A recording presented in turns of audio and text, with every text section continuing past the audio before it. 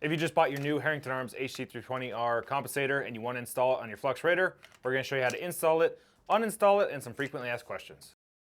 So now let's show you guys how to install this compensator. It's rather easy. All you have to do is remove the magazine, make sure the gun is clear, and that your stock is deployed.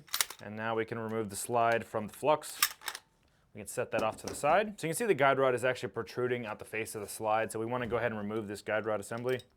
And now we have nothing in the way of installing the compensator. What I would recommend doing is deep cleaning these barrel threads and these set screws with a degreaser. What that's going to do is let that Loctite fully cure when you install your compensator on your barrel. Talking about Loctite, we recommend blue Loctite 243. We have this on the site if you want to pick it up. You can find this at pretty much any big box store. Usually they have blue 243 Loctite, and then you'll be good to go. Okay, so to install this, I'm going to use my giant jar of Loctite. Everything has been cleaned thoroughly, and we're going to start with the barrel threads. You're going to want to add a dab like that, and then you want to thread on the compensator. We're going to thread it on all the way until it stops. Okay, so it stopped like that. Obviously, you can't shoot like that, so we're just going to back it off about a quarter of a turn. This is a really close fit, so what you're going to want to do is look and make sure there's light between the compensator and the slide. In this case, I can see light between these. The reason this is important is because when this action starts reciprocating, the barrel actually drops, and you don't want your compensator to hit the top of your slide. So now I'm going to go ahead and throw in the guide rod assembly. It's going to keep everything nice and tight. This is actually the Herrington Arms guide rod assembly. Shout out if you guys are interested. We have these on the site as well. So now let's go ahead and install these set screws. Again, make sure these are good and clean. I always wipe them off before assembly to get rid of any of that oil. And then you can pinch your guide rod area and your compensator here. This is a pretty close fit, so it will help you keep it lined up pretty easily. And then we're going to use the long end of the Allen key and thread it on until it stops. We don't need to tighten it yet because we need to get that other set screw in place. Clean up that extra Loctite so that we're not making a mess. And then we're going to install the second set screw. You don't need a lot on the set screws because most of it ends up getting all over the compensator anyway. And we're going to thread this on until it stops with the long end. And now let's clean up. One thing to keep in mind with this is if you're going to use a bit set to install this compensator instead of the provided Allen key, one, we don't recommend it, but if you are going to do it, make sure it's a good bit set. A lot of the cheap bit sets just break off. But if you are stuck on using the bit set, we recommend 12 to 14 inch-pounds. We're going to go ahead and use the Allen key here, which is our primary recommendation. So you want to go back and forth with these set screws with the short end and get this tight. If you tighten one side all the way and then go to the other side, the compensator will actually rotate and will not be installed properly. So make sure you're paying attention to that. Check fitment and ensure that it's still in line with the guide rod here. And this is successfully installed. So let's go ahead and throw this back on the Raider.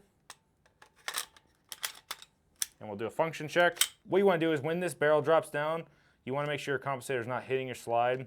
You can watch this motion and make sure that nothing is hitting. And then you know you are pretty much good to go. Good function check. So this has been a successful install of the HC320R Compensator. So now to uninstall your HC320R, we actually have to deploy the stock here. Make sure this gun is clear.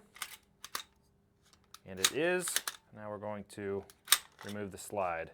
We can set the flux off to the side. So this is a rather simple uninstall. What I'm going to do is remove the recoil assembly. And then we're going to loosen up these set screws. We're going to take these out all the way.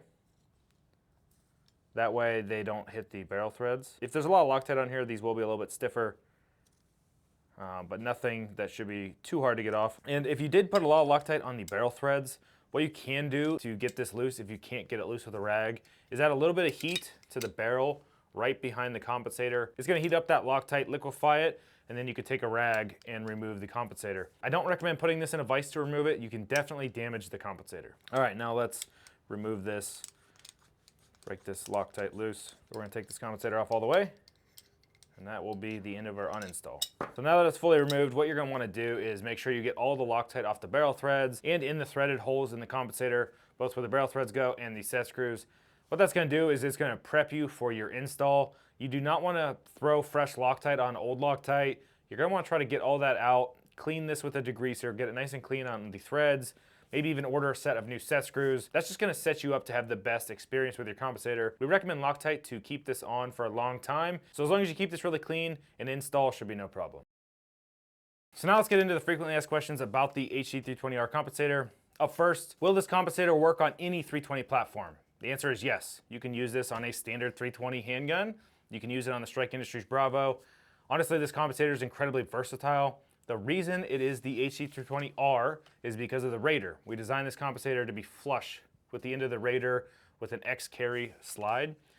So this compensator was designed for this setup, but it works great on pretty much anything. One thing of note about throwing this on a regular 320 is it's gonna make your setup very long. It might look a little bit weird because of the flat face. We do have other compensators that were designed for a standard handgun. Will this compensator make my Flux Raider or any 320 setup unreliable? The answer is no. However, we do recommend you run an aftermarket recoil assembly with a lighter spring rate. This will run with a standard OEM spring, but we found that the ejection pattern was a little weak, and throwing in a lighter recoil spring just makes it a lot more positive.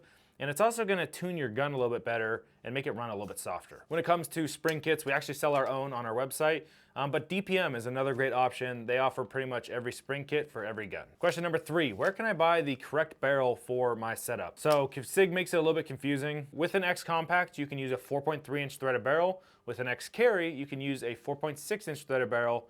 And with a full size, you're gonna use a 5.5-inch threaded barrel. SIG used to have a SIG P320 Compact, which was an X Carry slide. So you would use a 4.6-inch barrel if you have an older slide. Now they call it an X Compact, which uses a smaller barrel. So there's definitely a little bit of confusion there.